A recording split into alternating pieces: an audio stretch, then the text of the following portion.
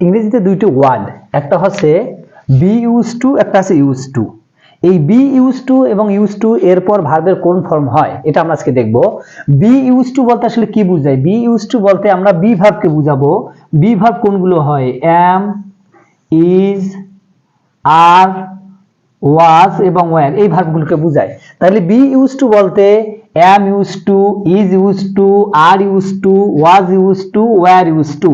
এই be use to এরপর এবং সাথে আছে গেট ইউজ টু। এই ভার্বগুলো বা এই শব্দগুলোর পর যদি নতুন কোনো ভার্ব আসে তখন তার সাথে কি হবে? সেই ভার্বের সাথে অলওয়েজ কি হবে? আইএনজি যুক্ত হবে। মানে বি ইউজ টু থাকলে তার সাথে এরপরে ভার্বের সাথে অবশ্যই কি হবে? আইএনজি যুক্ত হবে। বি ইউজ টু সাথে হবে কি? Get used two.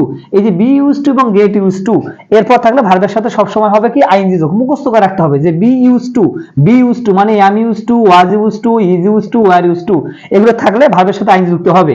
এক্সাম্পল দেখো, he was use to walking. এই যে বি ইউজ টু বলতে আমরা কি বুঝেছিলাম? Was use to. এই যে ওয়াক হচ্ছে মূল শব্দ, তার সাথে কি হয়ে যাবে? আইএনজি যুক্ত হবে। আবার যদি বি ইউজ টু না থাকে, শুধু ইউজ টু থাকে, এই যে বি ইউজ টু না থাকলে শুধু ইউজ টু থাকলে তখন কি হবে? বি ইউজ টু না থাকলে শুধু যদি ইউজ টু থাকে তখন ভার্বের কি হবে? বেস ফর্ম বসবে।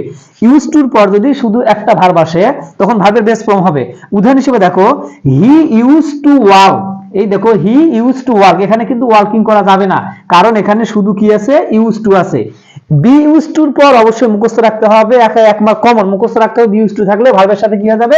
আইএনজি যুক্ত হবে। আর শুধু ইউজ টু থাকলে ভার্বের কি ফর্ম বসবে? বেস ফর্ম বসবে।